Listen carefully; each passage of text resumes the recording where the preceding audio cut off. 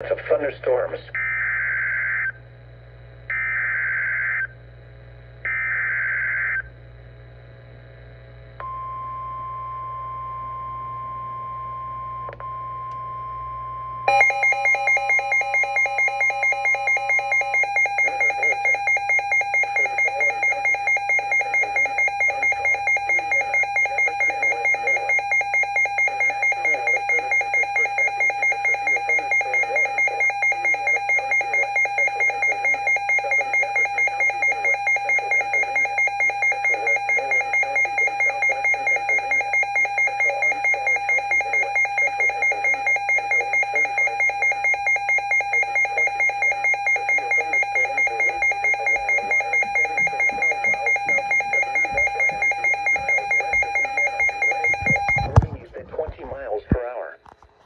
Hazard, 60 miles per hour wind gusts.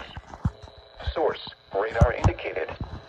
Impact, expects damage to trees and power lines, resulting in some power outages.